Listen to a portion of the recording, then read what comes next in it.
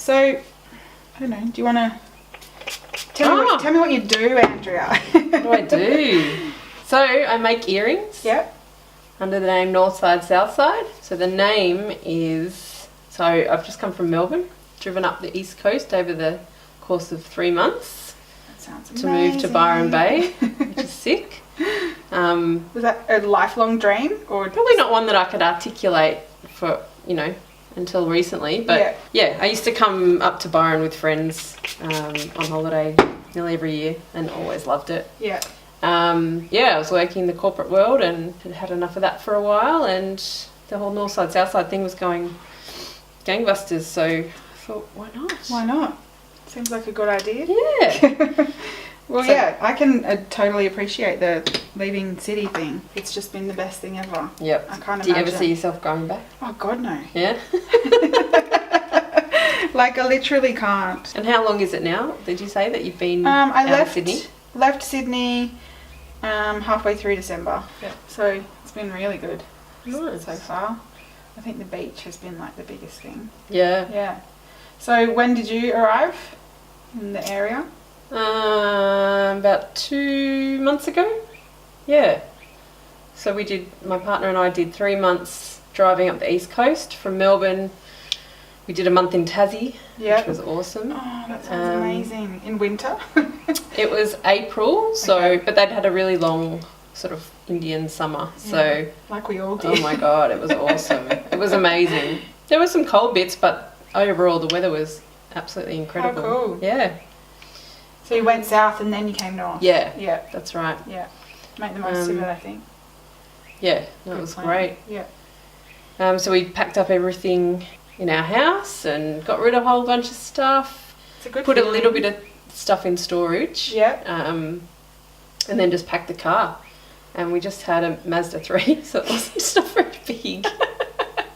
But yeah, so Northside Southside, the whole name came from, there's a bit of a sort of cultural divide in Melbourne. I don't know whether you know it very well, about north of the river and south of the river. Yeah. And I always used to... a little bit about it. I always used to live north of the river ever since I moved to Melbourne. Yeah. And then Matt and I decided to try south.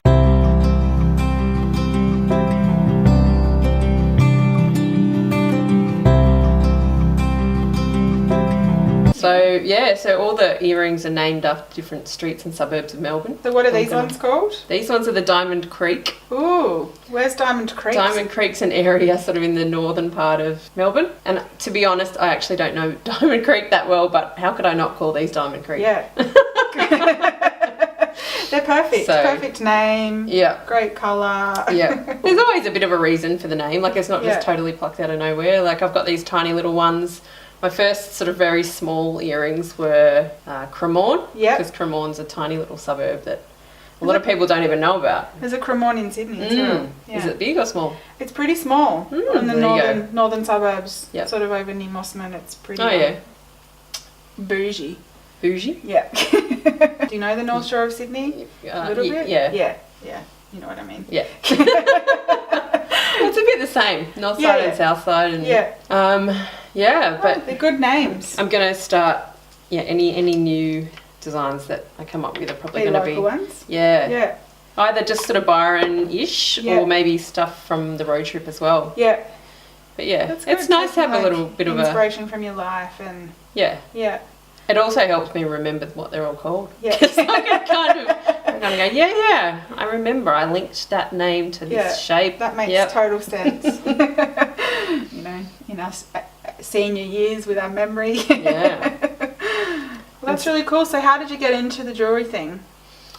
I think I was working corporate and I don't know, maybe I just needed a bit of a creative outlet. I don't ever feel like I was creative in my life before that. I was always much more of a math science. All my friends said, I didn't know you were creative when I first started doing stuff. I'm like, neither did I. Yeah. And like I still don't know whether I really am. It's just that, so I first started mucking around with I think you are, I think you got to start calling yourself creative because, you're doing it. Yeah. Yeah. It's hard to sort of change the way you think about yourself though, isn't it?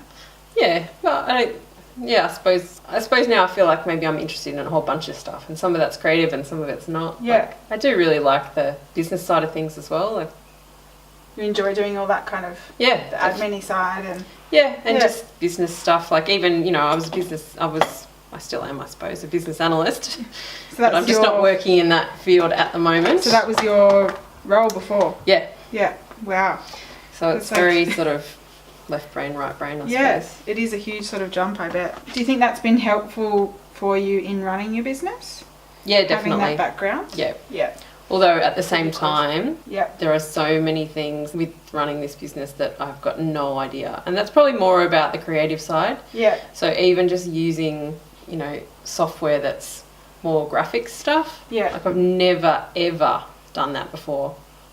Yeah, I saw on your social the other day that you were trying to teach yourself. Yeah, I've tried to teach myself everything, and which is fun and really frustrating sometimes. Yeah, I think that's, you know, it's really brave and can be quite scary and intimidating when you think you know what your skill set is, and then, you know, you just decide, okay, I'm going to actually just embrace this, take on this entirely new challenge and teach myself something completely different. Yeah. But you feel like you're getting a grip on it? Yeah, definitely I'm learning things all the time, which is awesome. Probably what's taking up the most of my thinking at the moment is now that I've had a bit of a taster of trying to learn stuff myself, trying to do it myself, is working out at what point do I decide where the threshold is, you know, in terms of outsourcing stuff to other people. Paying someone to do it, you know, that, you know, you hear people talk about, well, you know, if you're not good at that, then you may as well get somebody else to do it. Yeah.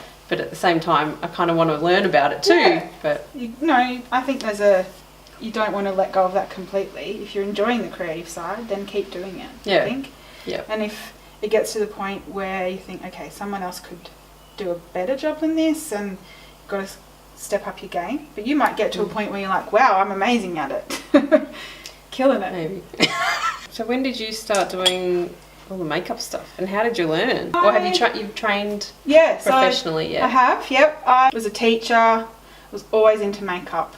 I've always been that person who does all your friends' makeups. Yep. For nights out and parties and going to festivals. I'd be always doing like face painting, glitter and braiding, and I'd be over it, but I'd be sat for like 2 hours with all my friends coming to, you know, convince me to braid their hair and put glitter on them and all that kind of stuff. And then I sort of had in the back of my head that I wanted to do it, and I just decided to do a course. Yep. One of my friends was a filmmaker.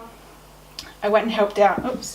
I went and helped out with the makeup on a music video that he was doing, and he was just like, do it. Yeah, nice. I'll hire you. So yeah, cool. Went from there. 18 months of 2 nights a week. Yep. Doing a course, working full time.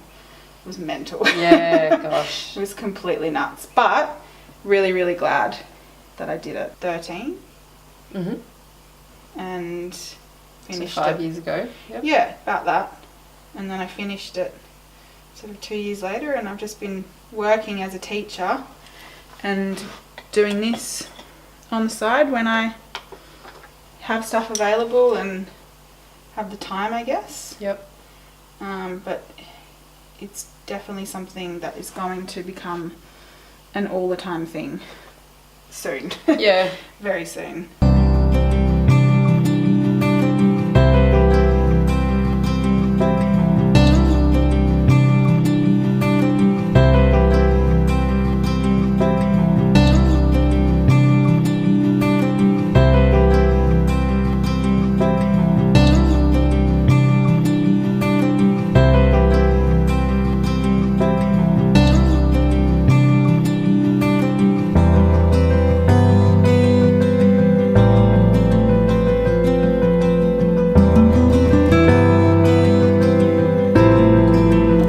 So ideally, what would your ideal week look like? So let's pretend that you're not doing the teaching thing anymore.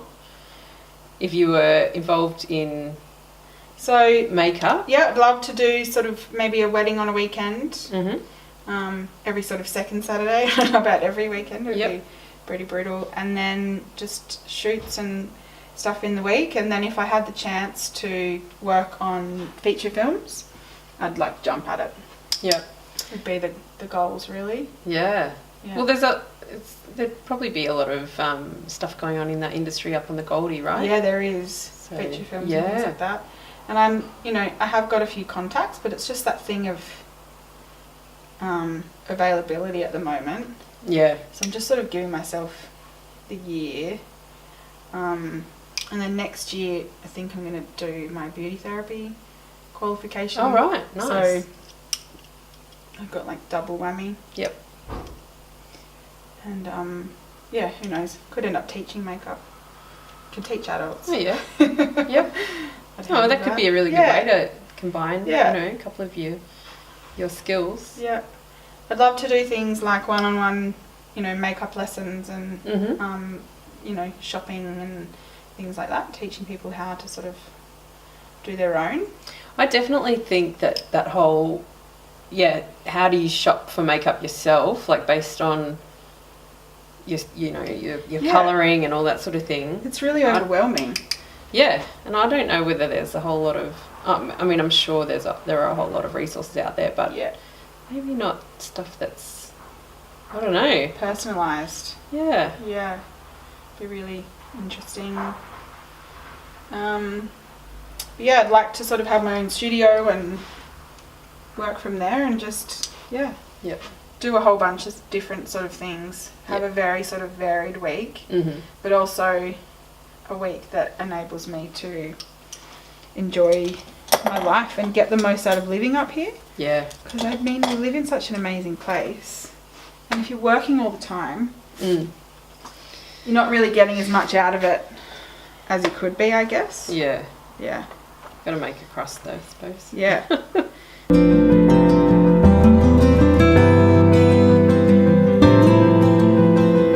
I'm similar to you in that, I'd like a varied week. I think my ideal week would not just be me doing Northside Southside on my own, but might encompass utilising some of the skills that I've learnt, whether that's from my previous work or even the business side of things now. Yeah.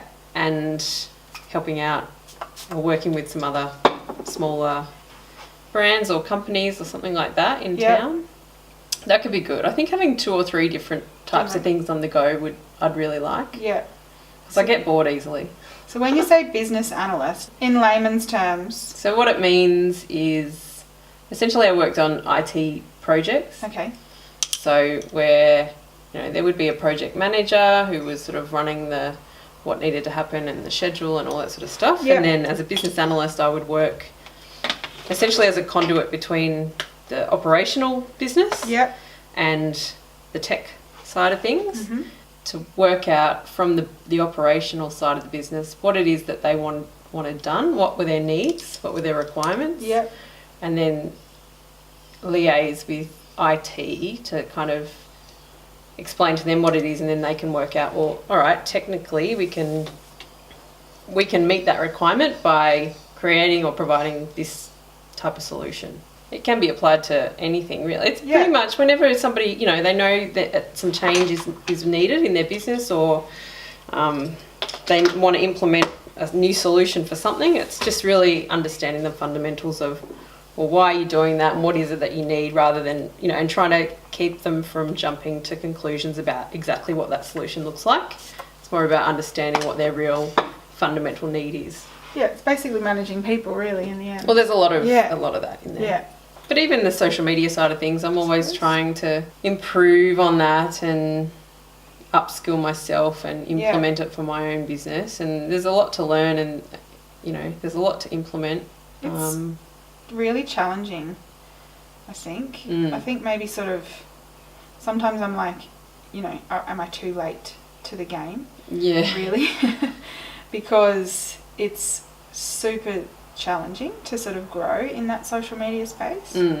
Well, I think the competition is becoming more and more fierce because, the calibre of stuff that people are putting up is just increasing. It is. And that's exciting. It is, Yeah, but it poses its own sort of challenge. Yeah, definitely. But I don't think you're too late to the game, because I think this is the game now. Yeah. at least for the foreseeable future. So it's like any change. People are averse to change. Yeah, they really are. Yeah. But I suppose when it comes to, you know, like you said, I don't know about social media, am I too late to learn it? Yeah. Then, it's scary to even just change the way that you, and look, I'm the worst offender, you know, change the way that I approach things, whether, you know, even within social media. Yeah. It's just easy to get into a rut, like, I you know, take these sort of photos, or I provide this kind of message. And then sometimes it's frustrating because you'll like work hard on something and put time and energy into something, and then it doesn't get the response that you feel it's like. It's all a bit of trial and error. Yeah, it is. And consistency, I think. Yeah. I find the moment I have like a crappy week and I'm not getting stuff done, it goes like downhill.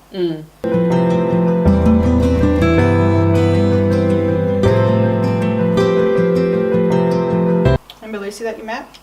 Yes. Yeah, she helped me a lot with sort of branding and nice, all that kind of stuff, because she's amazing. Yes, I've been following her ever since we met. Yeah. She's got some great stuff. She does. I actually been thinking I should contact her to...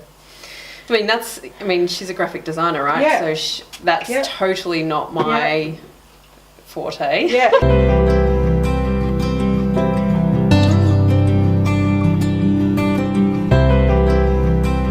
As an analyst by trade, though, I am definitely susceptible to analysis paralysis. Like, I can sit there and like think about all the different ways of tackling the problem or the issue, and then not do anything about it. I think I like that phrase, analysis paralysis. I think a lot of people get that with their life. The real challenge is knowing where the threshold is. So how much analysis to do before actually making a decision and taking some action. Yeah. And that's probably my overarching challenge. Yeah. With everything. That's a good one. It's a good challenge. Yeah. I've got some pretty big ideas brewing in my brain. Yeah. And it's that whole thing of like, you know, when's the right time to sort of... Now. Yeah. Not right this second. Not right now. But... I've got to get through the rest of the year and all that kind of stuff. But, you know, I can obviously make starts on things now. But, you can think and write down your ideas all the time. And But at some point, I guess you've got to just jump and get it done. Yeah. Hope for the best. But how good was that talk with Stefan Hunt? Oh yeah. Yeah. That was awesome. Which is, we've just come full circle right back to that. Yes. Because... Yeah, that was amazing. Oh, he's just an amazing human being. I'm like fangirl obsessed with like him and his girlfriend. Because I've worked with Stefan. Yes, I remember you mentioned that. Yeah. That was on a music, was that music a music video? Yeah. Yeah. We filmed in like Kangaroo Valley for like 3 days. It was a really fun few days. Yeah, that talk that morning at the Corner Palm was awesome. Yeah. Did you leave feeling inspired? Definitely. Yeah. And I also, I mean, for me, it was probably the week after we landed in Byron, and I was like, I need to get out somewhere and see some people, and that was really great. Do something in the community. Yeah. I really need to go back there. They're do some co-working. Yeah. I've been thinking about doing it on Fridays, but my Fridays just keep getting, you know, booked up. Swiped, Yeah. Which is fine. Got no problems with it. It's always fun stuff that I'm choosing to do as opposed to my job. It was the best decision ever to say to work, I don't want to work on Fridays. Yep. Give me I want to work part-time. It was like the best decision I've ever made. Yes. Ever. I went 4 days last year, sorry. Because the earring thing was going crazy, and I just loved doing it, and I didn't have enough time, and I was just too stressed. Yeah. And it was, again, the best decision. And I've had a lot of people I've spoken to I don't think anybody's ever regretted going down to 4 days. No. And it seems like it's becoming more and more acceptable. Yeah. It's okay to want more better life-work balance. Definitely. Yeah. And then I took it to the extreme and just Quit. left the state, left the job, left home, left our friends. What's your current thoughts on doing that as it stands at the moment? As in, was it a good decision? Yeah. Oh, definitely. Yeah. Yes. I mean, what is it? It's August. Yeah. And I'm sitting here in a t-shirt. Which I can't believe it's August. Yeah. How's this weather been? It's fantastic. It's going to be 27 tomorrow. Really? In Lismore. Oh, wow. So I think Byron's like 25, 26. Wow. Which is just like completely insane to me. Well, it was pretty much at the end of last winter in Melbourne that I said to Matt, I can't do another Melbourne winter. Yeah. Not for a while anyway. And that's when all our plans kind of and you're like, started hatching. fuck it, I'm out.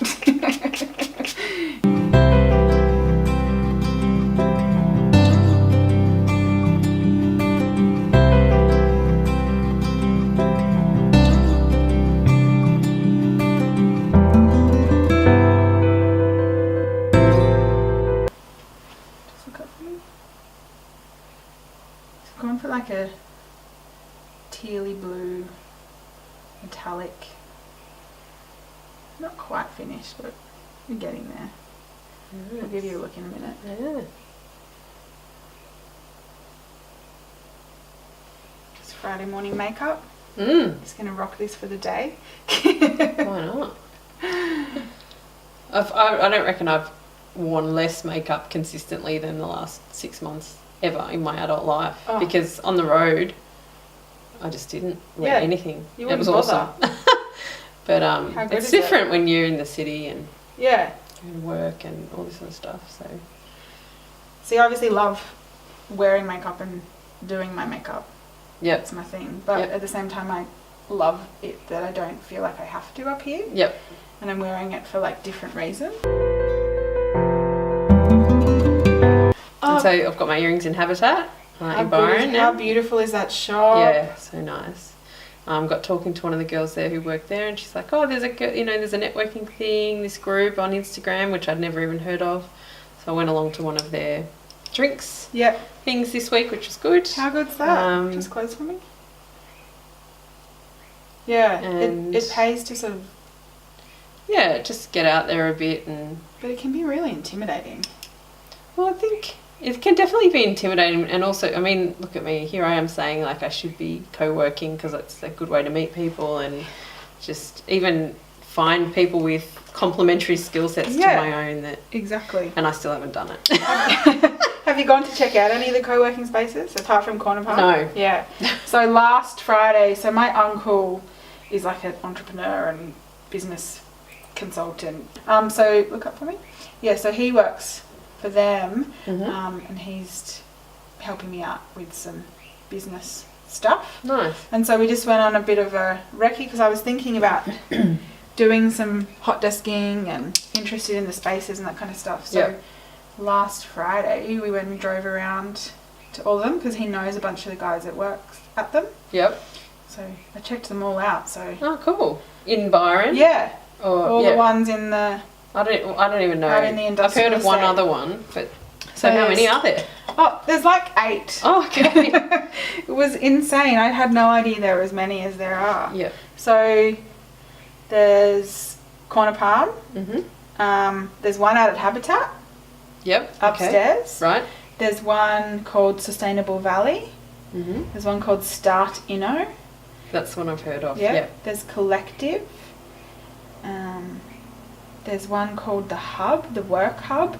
It's really cool. Their decor and stuff's like really funky 70s and all that kind of stuff, and it's got a nice vibe. They've all got different things sort of going for them. But so when you went and checked them all out, did you just go in and chat to them and say hey? Just say, I was with my uncle. Like he sort of knew a lot of the guys that owned them and ran them and worked there. So he was like, "This is my niece. She's thinking about hot desking and whatever." And we were just sort of doing a recce and seeing what was out there and all that kind of stuff. And we just went and chatted to them, and they'll give you a tour. Yeah, okay. They'll just take time out of their day. Just look up for me.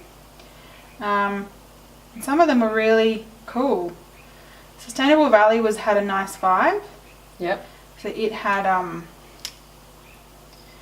just like a long desk with like desks like you're facing into each other. Yep. But it had loads of plants and had like the phone call booths and stuff like that with this massive like plant studio, like plant the phone call thing. booths. Yeah, it's like silent booths and stuff. Oh, that's phone good. Calls. Oh, that's great. Yeah.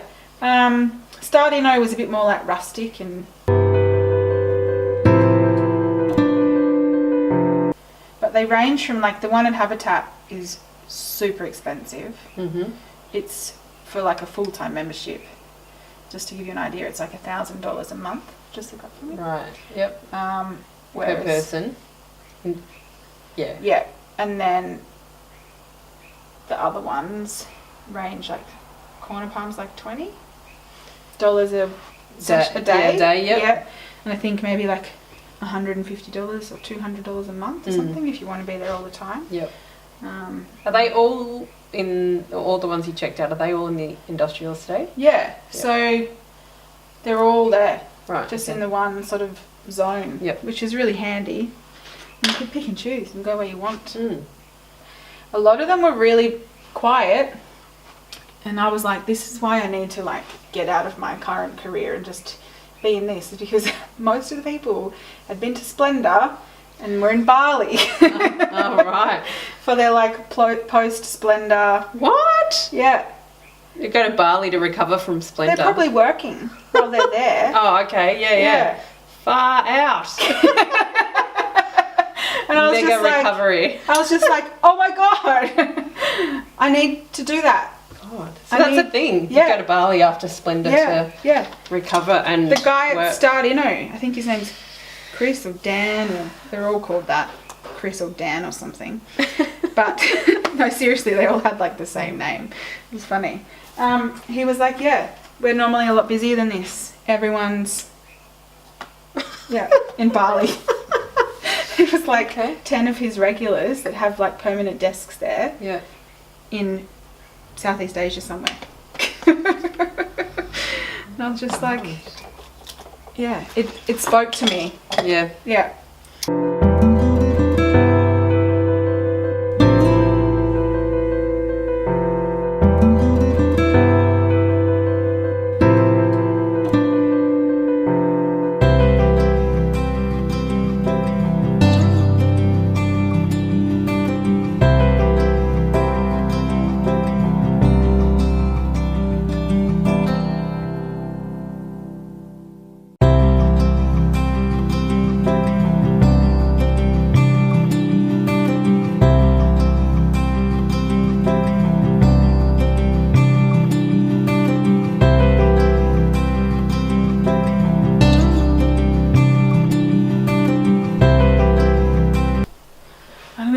Embarrassing or not, but I'm, the Sephora like beauty rewards program. Oh, yeah. I'm like the top level one.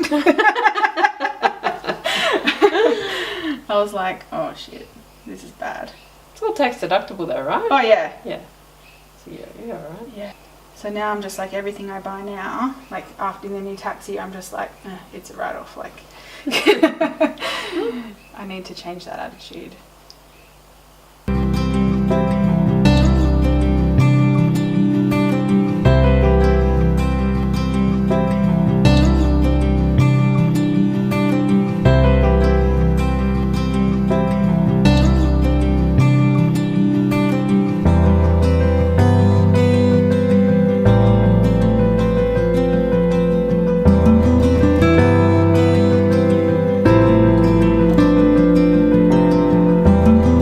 Makes it good in your eyes?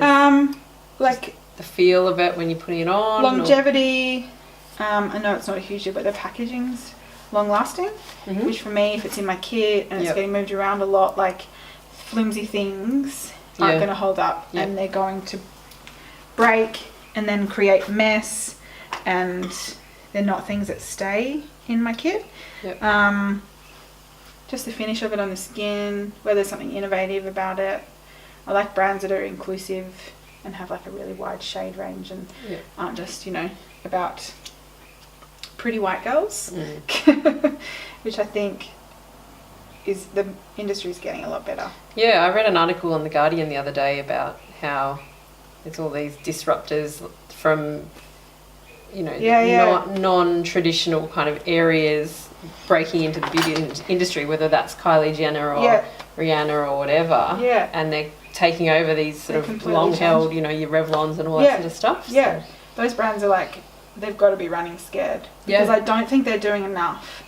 You know, there was this huge divide for ages where either something was innovative and really expensive, or it was cheaper, a lower price point, but just didn't offer anything that those other brands did. Yeah. So now I think that gap is closing, and there's getting a lot more sort of better price point, but they're offering more sort of things. So, you know, 10 years ago or 5 years ago even, you couldn't get a matte bronzer at a drugstore. Yeah, right. So there was nothing available. You either had to spend a lot of money and get one that was sort of high end, or just go with like this shimmery, like crazy stuff that just doesn't necessarily suit anybody. So that's sort of changing, I guess, and the shade and things like that. Yeah. People are expecting more from those kinds of brands. So it's good to see. It's interesting. I'm like a nerd about it. I'm one of those people that like knows, you know, what's coming out and what brands own what other brands and sort of where those relationships are. And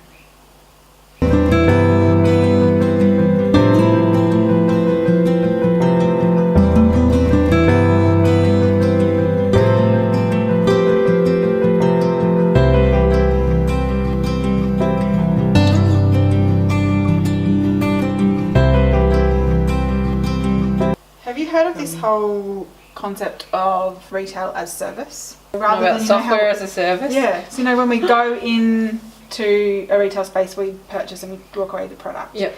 So now there's all these brands, or not all, but there's some brands and some spaces opening up where you go, they have got one of that product, you try it out, you get a really good feel for it, and then you leave and you order it online in your size to suit your needs. If it's clothing, that kind of stuff. So you're just going and, you know. So as a customer, you walk into a store to try one of, like, an example of. So, for example, I think one of the, like, Sonos. You know that music box thing or whatever. They've just got one product in this space. You go, they've got multiple of it, obviously, but you try it. You get a really good idea for it. You decide whether it's something that you want, and then you go away and you order it if you want to. Yeah, right. So you're not having to, like, make a decision like right there in that moment. I need to read more about it, but it sounds interesting. Well, I know there's been a lot of talk about how, you know, traditional bricks and mortar stores are gonna, or that environment is going to compete with online shopping. And well, I think that's one way that I think one of the solutions in trying to do that. Yeah, right. Yeah, it's an interesting concept, and I think it would work with a lot of things. Yep.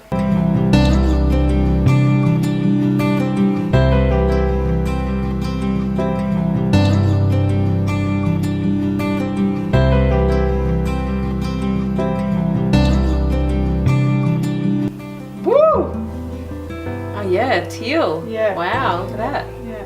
Totally matching. Similar. Yeah. You know, it's kind of like that thing, it's either too matchy or like... Nice one. Check yourself out. Yeah, definitely. Can we see you in that one?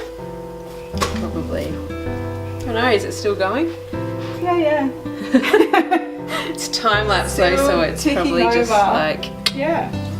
So yeah, I reckon we're done. Nice. I think it's quite nice. You're welcome. Gorgeous.